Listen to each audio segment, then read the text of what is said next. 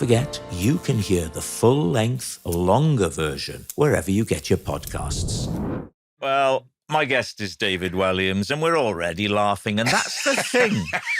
That's the thing with you David. laugh before I start speaking. And it could be your fashion sense. It could be your physicality. Yeah. It could be any number of reasons. But you know what? You say that. But I did always love comedians, and I wouldn't put myself in this bracket. But you know, like Tommy Cooper and Eric Morecambe, where there was something absurd about them. And the moment they kind of walked onto the stage, for some reason, they were funny. Frankie Howard was my absolute favorite of them. Yeah, and they kind of embraced that. And there's some story that Barry Humphries tells about him being cast, and it's in Twelfth Night or something, and he was playing a serious role, but people laughed anyway. Yeah. And he realized then that he had no future as a serious actor and was going to have to do comedy. Well, the association, if you see somebody who's made you laugh, and you must have it all the time, where you approach somebody and they go, oh. I know when you go, but I've done anything funny. Sometimes you say something that's just not funny at all. You go, well, I'm not being funny right now. Yeah. But and if it happens on a day when you're perhaps not in the best of moods, or if there's something playing on your mind, it can be it was a bit jarring, a tricky thing. I remember at my dad's funeral, this guy coming up to me who worked with my dad going, big fan of your stuff. You think, I just went like that. Wow. Like, oh, great. Well, that makes things better. Where was I? I was at a thing. Have I been? It's difficult at your age. It is difficult now to remember. Yeah. I was at Rob a Brydon. Yes. And this is called a podcast. And right, is it apple crumble today? I do like it. What was it? Oh no, it'll come back to me. There's a brilliant story. one of your best. Right. So what do you want to know? All right. I want to know why you keep on writing these books when there is a seam of comedy so deep within you. Well, the books are funny.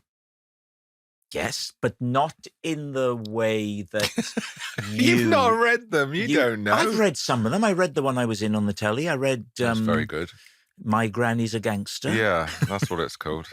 I read Gangster Granny. I've read a few of them. When the boys were of an age, I would read them to them. They won't allow me to read. What boys are you talking about? See, now that's the kind of thing, right? That kind of funny. That's lovely. Well, yeah, I mean, I feel very lucky. I've had some different stages. You are lucky. Yeah. I feel very lucky that I've had some different stages to my career. But anyway, I've been writing for about 30 years. I started off writing for Ant and Dec on their children's show, which was the first sort of proper thing I wrote for television. And what sort of thing would you write for them? Well, the thing is, it's interesting. I'll be the judge of that. It was more interesting than your story earlier, but you couldn't remember any details. Oh, was that a thing? And no. So yes, still not come back to me either. About 30 years ago, Ant and Dec were big because of Biker Grove and PJ and Duncan. And I think they'd had their sort of spin-off single or something. And so they wanted to do a children's show. The BBC wanted to do a show with them to sort of, as they were leaving the show and doing something a little more light entertainment, but on at like 4:35 in the afternoon.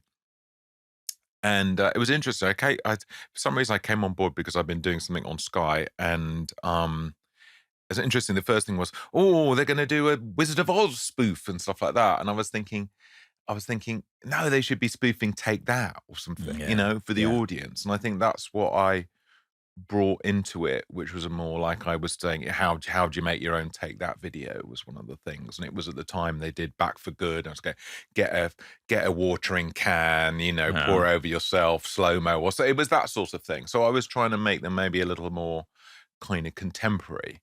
And so that's when I first sort of properly met them. And I used to make them laugh quite a lot by be in a script meeting and then I draw a rude picture or something and just show it to them very subtly. So I like being naughty. And also there was a part of me that was frustrated that I wasn't in it. Were you working with Matt at this point? Yes, I hadn't finished the anti-sex. I felt it was petering out. Yeah, though. it was in a way. But yes, I'd met Matt, but we didn't. About the same sort of time we did our first Edinburgh show in 1995, before you were born, and so that the sort of things were happening at the same time. But the Edinburgh shows we were doing very we were playing to 100 people at midnight, so we were very much at the start of something. In fact, it's presumptuous to say at the start of something. It might be the end of something too, but we were lucky, very lucky. Not as lucky as you, but we were lucky. What's your question? You must have something you want to get out of your chest. I'm still trying to remember. Yeah, it were two women, and they came up to me and said, we were just saying, we thought it was you. Can we have a picture? And was it a funeral? It was something. And I remember thinking, well, no, this is not the time or the place. And I'm normally very compliant, as you know. You were on the toilet at the time, weren't you? No, and see what you've done there. You've gone from, in Little Britain terms, you've gone from the surrealism of Shuey McPhee to the women's, was that his name? Yay, carrot cake. What did you say his name was? Shuey McPhee. Ray McCooney. Ray McCooney. You've gone from the surrealism of who's Shuey McPhee? I know, but you've made that up. I've always There's thought no character called Shuey McPhee. Shuey McPhee. You've gone from the surrealism of Ray McCooney to the toilet humor. To the toilet humor series. that characterized some, not all, some of the later series. Well, do you yearn for the surrealism? Because that's a side of your humor that I adore. Do I yearn for it? Do you yearn to do that kind of thing? I like that. But obviously we liked shock value too. You know, and also I like that in other people's work. Like, I think one of the funniest things I've ever seen is Mr. Creosote in Monty Python's Meaning of Life. Yeah. You know, this is so funny. This man explodes. It's really shocking and disgusting as well. What did you prefer with Peter Cook and Dudley Moore? The Pete and Dud? I didn't go mad on the rude stuff. No, neither did I, you see. Yeah. I think you like the rude stuff when you're a teenager because you can't believe they're saying these rude words. But the stuff I love is them making each other laugh. Yeah. Pete and Dad, and Peter's got the moustache on, and they're talking about bloody Greta Garbo and all that sort of stuff. Yeah, it's just brilliant. Cleverer. It's just, I would say. Yeah, I think it is. Okay, so that's the first note you're giving me. Try and be clever and surreal, David, and stop being so rude. That was the thing when I met you on that boat in 2002, I think it was, so 22 years ago. And the thing that you did that was so funny, and I never know how to explain this when I tell people, is you would walk around the deck touching things. He's doing it now, listener. Where's that from? What is that? I don't know. I just think, again, it's the thing, isn't it? It's quite nice to try and be funny with no words at all. Yeah. And I don't know why it's funny. I mean, and actually that's my favorite type of funny, which is when you don't know why it's funny. Yeah. And that's what I think sometimes you get with Matt Lucas is sometimes he's doing something, man, I love to kick, or something like that. You don't really know why it's funny exactly, because it's not exactly a joke. But then we're back to Shifty McShoe, aren't we? And can't remember any of the names of the characters I played. Yes, I can. Ray McCooney. Remind us of Ray McCooney, because this is one of the glorious things you've done. Oh, well, actually, so what he was he was a Scottish hotelier. Yes. And before I made Little Britain, I was actually cast, believe it or not, in a sort of serious drama called Attachments. Which was on around the same time that Marion and Jeff was on. Yes, it wasn't as good as Marion and Jeff. 2000. But anyway, and we different directors came in, and we had this he was a fantastic director. He was a Scottish director, and he'd come up to us and go, "You got a secret, but he doesn't know it. You got to play the secret." And then he'd sort of disappear off. And so to make people laugh, I started doing an impression, not a cruel impression, but you have a secret, like that. And it became like I was playing a flute or something like that, going out. And it just made people laugh. And so, you know, sometimes when you're trying to do a sketch show, come up with these characters, you're thinking, what are all the things, you know, you've been doing for a while, not realizing, not finding a home for them. And it was one of those things. And he would say, I am fruity and sweet. I am colored yet clear. I am jelly. What am I? So, again, you don't really know why that's funny, but it was funny. And what about when you'd ask someone something and then you'd say, you know too much? You know too much. You know too much. Where's that come from? Don't know. I mean, I suppose it's a little bit like those characters you saw in things like The Wicker Man or American Werewolf in London, Yes. you know, where they're sort of... Stay off the moors. Yeah, type thing. Where there'd be a sort of country character, sort of someone in the wild somewhere warning you about something. But yeah, it's interesting, isn't it? You do the television, it often feels quite disposable. You know, but then at the same time, people... Well, the stuff that hits still stays around. Yeah, I mean, if you do... I mean, people still say computer says no. You know, it was sort of... I went to Iceland and they say it's an everyday phrase in Iceland. Yeah. So it's sort of weird. It's like 20 years later. Did you write that? Did Matt write that? Or did one of your lackeys? We wrote everything together. You wrote everything together? Yes. Okay. Can you remember how it happened? How that came born? about because I went to the bank to get a loan. You wrote it? No, I didn't write it. We wrote it together, joking. but I'm just saying what the inspiration was. Yeah. And and so I went to the bank to get a loan. Very nice lady said, "Oh, what's the name? David Walliams. Oh, come into the what's your address? Oh, write that down. And how old are you? And how much you want to borrow?" And she put it all in the computer. Tiny room, smaller than this. And she went, tapped her, and she went, "Right. Let's see what the computer has to say." No. And then we sort of sat there in silence for a moment thinking. And then she went, "Oh, computer says yes." Like that. Anyway, so the next day I'm writing with Matt and I say, "Oh, this funny thing happened." And then we play around with that for an hour or so of thinking all the different sort of scenarios. And then we kind of landed on a lady who wasn't nice. Yeah. Who actually was much more negative and enjoyed saying computer says no to people. But it was like recently there was an IT breakdown, and it was like the front page of the Daily Star, but it was the front page of a newspaper. So it's quite interesting how things, things last. You must find that. Do you remember when we appeared in the Daily Star? Yes, it was a story that we'd Tell been this in. story. So we were walking in Covent Garden, I think, and we passed an M&S that was open relatively late, and I needed to buy something. Yes. I can't remember what it was. Yes. Drink of water or something. And then a story emerged. But we went in and bought the groceries and left. And that was it, right? Yeah, like You're nothing. you're not telling the story all right. properly. I'm not a storyteller like you are with that one earlier. I see. Yeah. And then I thought nothing of it. And then there was a story that we'd gone in and caused chaos and started throwing things around the shop. Yes. And the Daily Star were adamant this had happened. That we'd gone in and thrown toilet rolls across the aisles, had upset other customers and were asked by the manager to leave. And there was absolutely nothing. It's so weird. All they knew was that we'd visited Marks and Spencer's. But I think, isn't that because there was a photograph taken on leaving? And so the only way that photo would be of any value is if it were attached to an interesting story. Yeah. It's weird, isn't it?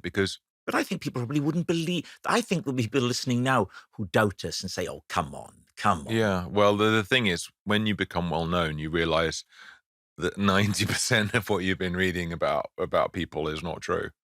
You know, and that's just the way it is. I mean, that's obviously a complete and utter invention. It's not even an exaggeration. But whatever, it wasn't harmful. But you'd have taken aback by it a little bit because you're like, what? Yeah. You know? You moved, from my observation, into, can we say, high society with great ease.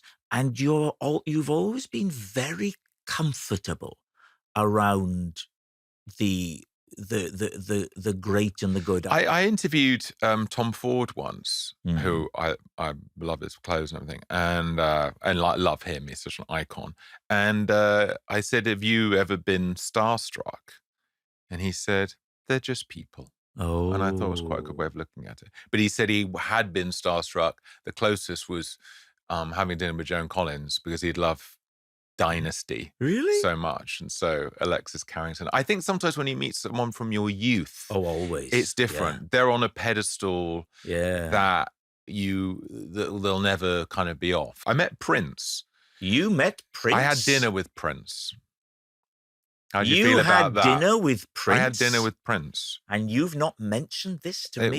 It wasn't just me and Prince. Oh, here we go, right. What was it? Well, you were in the same hotel, the same restaurant as him? I was on holiday in Turks and Caicos. Of course you were. And Brian Ferry was there from Roxy Music. We know who Brian Ferry is. Well, some of the this younger is a very cultured listeners. Audience. Okay. Well, anyway, Brian Ferry was there, and I'd met him before, and I knew his then wife, and he said, "Oh, I'm having dinner with Prince tomorrow night. Do you want to come?" So I said, "Yeah."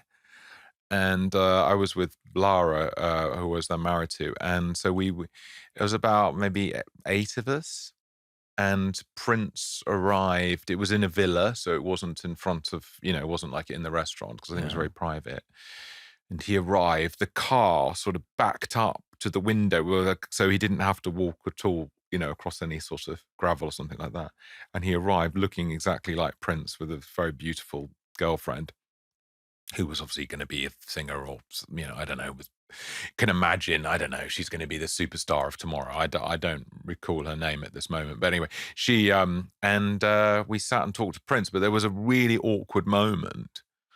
Because, it's Prince, and you didn't quite to say, "Oh, I really love Purple Rain," because he said that. So we were sort of chatting, and Brian Ferry started talking about Florence and the Machine. And I said, "Oh, yeah. And he said, "Oh, I don't know." I said, "Oh, no, she's just had this big hit with this dance track she's doing. In fact, she's done a version of You Got the Love." And he goes, "Oh, you know the song. You got the love, I need to see you through." Oh, no. And you started singing to Prince, yeah. It was horrible. Was he upset? And he still didn't know Was this shortly before he passed away? It was a few years before he passed away. It might have been trauma, because he was found in a lift, wasn't he? I imagine him there banging his head against the wall, trying to get the memory. I'm glad you think Prince's early death is funny. Trying to get the By the way, he was 60, which you turned this year. Okay. We're about the same height. All right. Yeah. Anyway, but so, yeah, I was pretty tongue-tied there. What was your opening line, though? I'm curious now. I said, "I saw you on stage." You leant across to him? Were you right next to him? Where was he? He was sort of, there was a person. Yes. But I'm saying, before we sat down, I said, "I saw you on stage recently at the O2. I hadn't heard that before. He did an incredible... yes, I saw it. I saw that run. He did an incredible run. Yes, I saw that And run. I said, "It's the most amazing concert I've ever seen." And I said, "You were like the..." No, it wasn't. You were having... I'm coming to the bit. I said, "Who is this guy? I don't want to hear him." Oh, it's Bob Dylan. I said, "It's like you are the living embodiment of a musical note," was what I said to him. Oh, you pretentious oaf. What did he go, "Phew"? No, he said, "Thank you very much, and I'm a massive fan of Little Britain." No, he did not. Particularly Shuey McPhooey from the earlier season. No, he didn't say that. But anyway, I was thinking, this is my chance to say something to Prince. You are the living embodiment of a musical note. Well, he was. He sings, he sung, he danced, he played the piano, he played the guitar. It's actually a nice thing. No, that's a good thing to say to him. There was absolutely nothing he couldn't do. And he was like, it was just dazzling.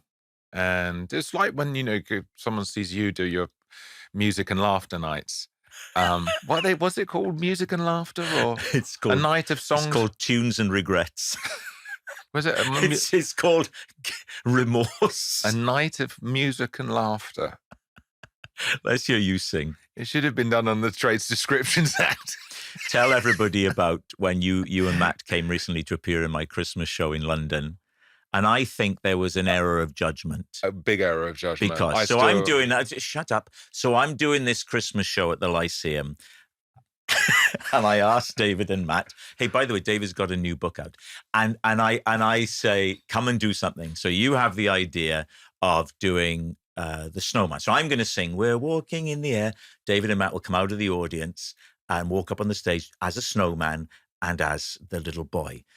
But the costumes you had done were so good. Your snowman costume was so good, makeup, and that Matt was in a wig and a dressing gown, that when you turn to the audience, this moment we turn around and people go, "Oh my God, it's them," and nobody reacted. So either they don't like us, or they didn't know. They didn't know who it was. They didn't. They just thought, "Oh, Rob's got 2 out-of-work actors to play the snowman." Well, we are 2 out-of-work actors, yeah. Yeah, well, there you go. It was interesting, though, wasn't it, that? Because we'd rehearsed it. I mean, it was still good when people eventually realised, but it was a really interesting point that the audience has to know what's happening. Yeah, well, that's when you do a one-off thing. It's quite different, isn't it? It's like hosting an award show or something like that. You don't actually get a chance to road test these jokes if they're specific jokes. And so when something doesn't work and people are really dismissive, you sort of go, "Well, sorry, I didn't get a chance to test all this stuff out." Steve Coogan and I hosted an award show for theatre or something like that. And Tom Hiddleston was there. Wasn't it the Evening Standard Theatre Awards? Yeah, it was, yes. And we thought we'll do some jokes then about Tom Hiddleston, right? But not realizing that the top floor of it was the Old Vic, were all drama students. And of course, they worship Tom Hiddleston. He is what they aspire to be. So we were doing jokes about old Etonians and all that kind of stuff, right? And you could just feel the room. And we thought these are rather good jokes, you know. And then when Tom got up on stage to present an award, the audience went crazy. I mean, so that was us kind of misreading that room and not realizing. What can you do? I mean, it's just the way it is, isn't it? I mean, it's. I think, you know, failure is part of success, and it's definitely part of comedy, isn't it? Matt said this thing, every joke's a punt, and you go, yeah, you don't know it's definitely going to work, and sometimes those things are just that's off the top of your head things that you think are funny, and they die a death. It's like, oh, it's horrible, but you just got to pick yourself up and get onto the next thing, haven't you, and not worry too much. And I suppose in a way, when you're looking for that perfect funny line, you're being a detective, you're being, you might say, a sleuth. So a super sleuth. The new book from multi-million best-selling author David Walliams, illustrated by Adam Stowaway. Super Sleuth. Tell us about Super Sleuth. Well, it's my first murder mystery, and it's set on an ocean liner going from America to England in the 1920s. And so not a cruise then, because that can be a lovely holiday. And you've done your research, you're flicking through it now. And it's basically the first night of the journey, the world's most famous detective is murdered. Oh. So a little girl called Dilly and her dog Watson have to solve the crime. And then, of course, as in any murder mystery, the bodies pile up, and then Dilly herself, is in danger herself. So okay, you've come up with. You can put it down now. It's looking kind of embarrassing. Yeah, but we had that thing from the agent saying it has to be 48 to 53 seconds. Okay, we're done. You've come up with so many narratives, right? And I'm going to ask you that stupid question. So where is the idea? It's going to be on a boat. The famous detective, a little girl. Can you remember when that came to you? It comes in parts. You know, you think, oh, I'd quite like to. I was thinking for a long time about a book on a ship because it's a great environment. Yes. It's big enough to have an adventure and small enough you can't just get off if it's out at sea. So therefore, it's already dramatic and interesting. I thought I loved as a kid. I had this book, The Detective Handbook, was published by Usborne. You know, they do those brilliant books with illustrations. I loved that. I had the Spy Handbook and a Detective Handbook. Loved it. So I loved all that stuff about magnifying glasses and fingerprints and that sort of thing. And then I had this idea about the detective being murdered, which I'm sure other people have done, but whatever. I thought it was a good starting point, and then it just starts to grow from there. I mean, you don't have the whole thing in one go, but sometimes it's a few ideas coming together, you know? So it's like, oh, the ship, no, this would fit to this. Oh, the time frame is good. Because I do think stories set in the present day, you know, can sometimes with mobile phones and the internet, all that sort of thing, especially as like a children's adventure, it's like, well, just phone me, you know, if you get stuck somewhere or something. And it's just not really the stuff of drama. Or just look it up. Look it up. Yeah. And I wonder what, well, look it up. Look it up and you'll have your answer immediately. So, yes, you know, something like a time period is good. And also I like stories that take the kids out of school and their normal environment. And, you know, I think that's normally the starting point for a lot of children's books, isn't it? And when you do the book events, do you get a real sense of what it is that chimes with them? To some extent, because some kids in the audiences had read the book when I was doing events recently, and I said, "Oh, did anyone read it? Did anyone guess the twist?" Yeah. And some boy put his hand, "Yeah, I guessed the twist." I went, "Oh, right." He said, "Yeah, on the second time I read it." You get brilliant stuff like that. Well, that's kids, great. Oh, well, yeah. But then that itself becomes a thing, doesn't it? Because you go, all right, I'll remember that. That's a nice thing to remember. And then the grown-ups obviously have a little laugh, but not at their expense. But it was funny. So yeah, I mean, I love doing it. I feel very lucky I get to do a job that I love. On a day that is clear for writing, how many hours will you write? And are you better in the morning or the afternoon about writing? Oh, writing. I think I generally set myself a task of, rather than necessarily hours, but getting like a chapter done or something like that. So you might be quite lucky and you might get that chapter done in sort of 4 or 5 hours. It might take you 10 hours, but I always try and make morning or afternoon. I do. I start quite early. A lot of people. I start at sort of 8 o'clock in the morning when I've taken my son off to school, walk the dogs, and then I start at 8 o'clock, which is great because people aren't in their offices for a little while, so you've got you sort still of time do to the dog walking business. Then. Yeah, and how many and do you then have I now? write. It depends how much time I have and how near I am to the deadline. But I just write until I get it done. But I do like it. And when I was in Australia, there was a few days when, you know, I had to wait to do the show, and it was like a day. I remember a day in a hotel room, and I think I wrote until like 10 o'clock at night because I was just really into it, you know, and actually really enjoying it and kind of wanted to, you know, didn't want to stop because I felt I was onto something. In a way that you didn't enjoy me trying to get a dog walking business joke going there. Oh, I didn't. Well, sorry. Can you do it again for us? You said, then I'll walk the dogs. And I said, so you're still doing that as a business, are you? And I thought we'd be quite funny. We'd go back and forth with it. And you'd say, I don't do it as much now, Rob, but it keeps the wolf from the door. No, Rob, but it keeps the wolf from the door. But you didn't, and you just carried on. And I looked foolish. Yeah, it wasn't your finest hour. But I think it would have been if you'd drawn breath for a second and just listened instead of broadcasting. We all know performers, don't we, who transmit more than receive. We're not going to name them.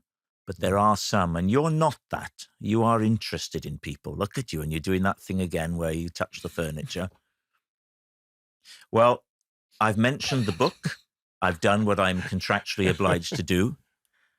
Is there anything you want to ask me? What's your name? Rob. No. What's interesting? Well, there's lots of interesting things about you.